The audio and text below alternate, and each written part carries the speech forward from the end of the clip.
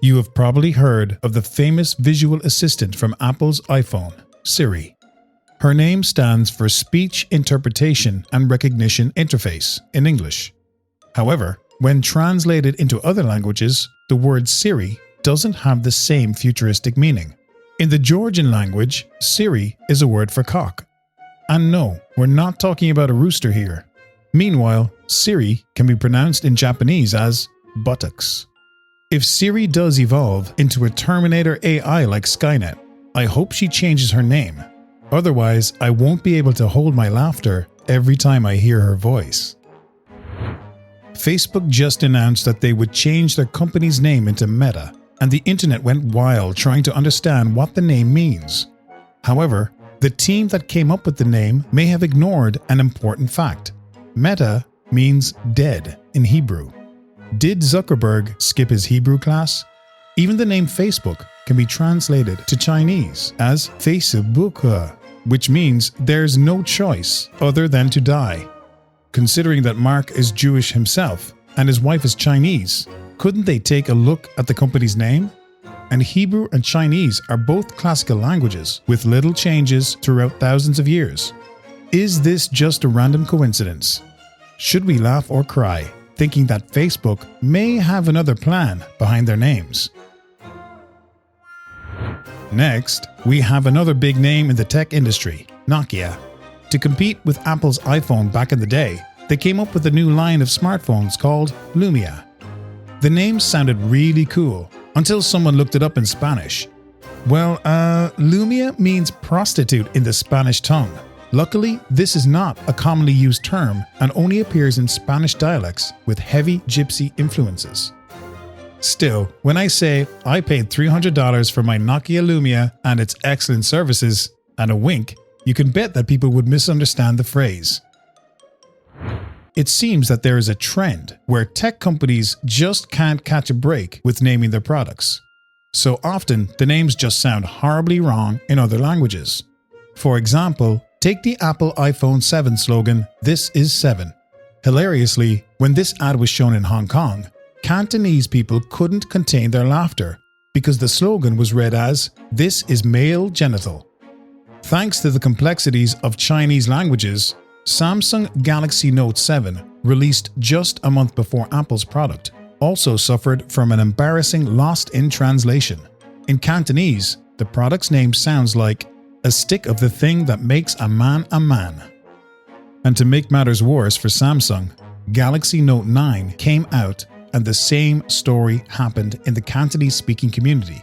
Both 7 and 9 can mean male genital in Cantonese, but 7 refers to a flaccid one, while 9 means an erect one.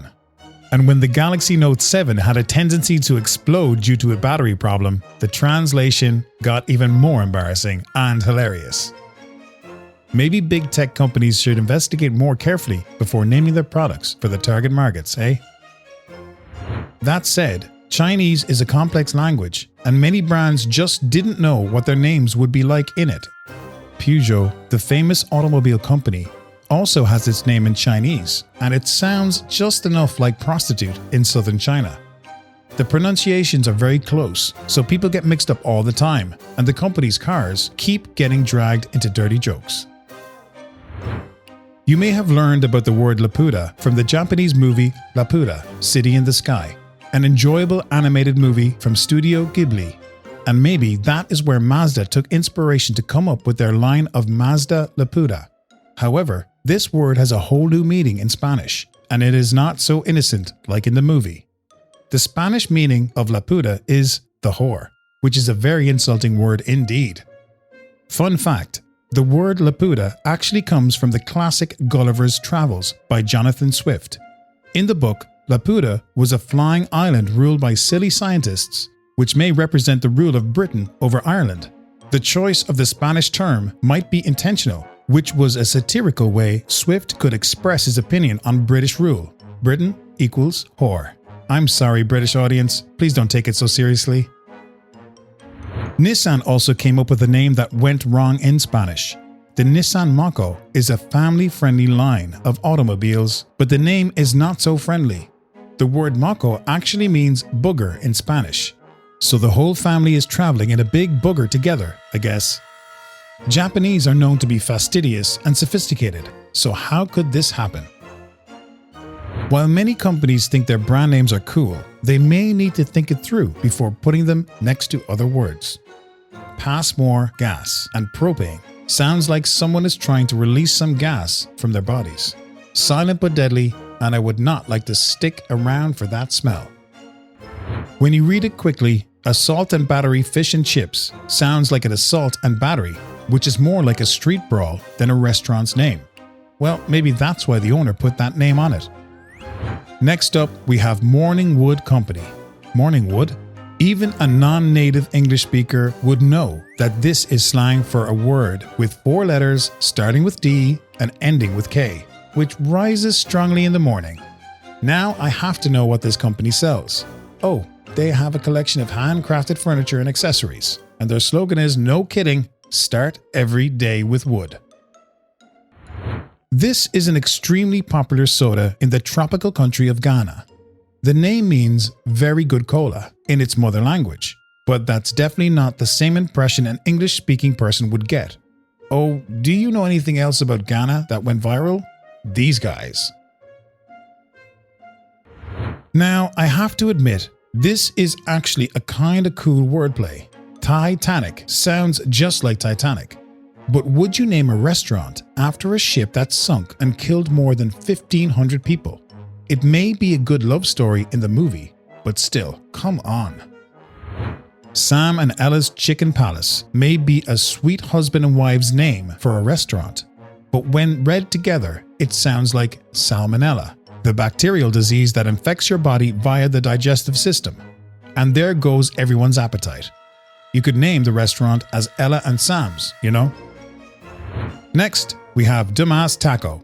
I wonder if I buy here, will I become a dumbass customer? The restaurant also has a donkey logo, so I can be a jackass as well? Way to embrace the humor, guys. Another popular product from Ghana, this hot black pepper sauce has its name as Shido. Well, you can say that the buyers received a warning. Ladies and gentlemen, we present you As Fatal, a beer brand from Norway.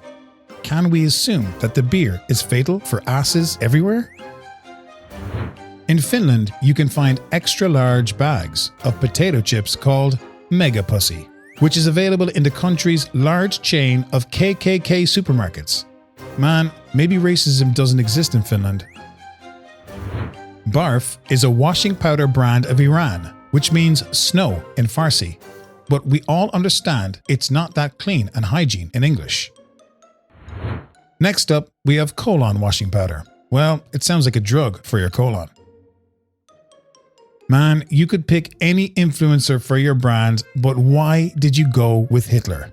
Well, there will be no one to claim the copyright, I guess. Former Venezuelan President Hugo Chavez announced these phones called Vergatario, and verga is slang for the wood of a man. Sorry, Mr. President, bad choice of words.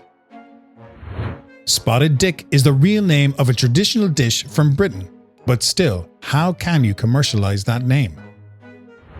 And finally, this French wine sounds fine until you read the words arse in English. Well, that's it for this video. Watch out when naming your brand and hit the subscribe button so you won't miss our videos. Thanks for watching.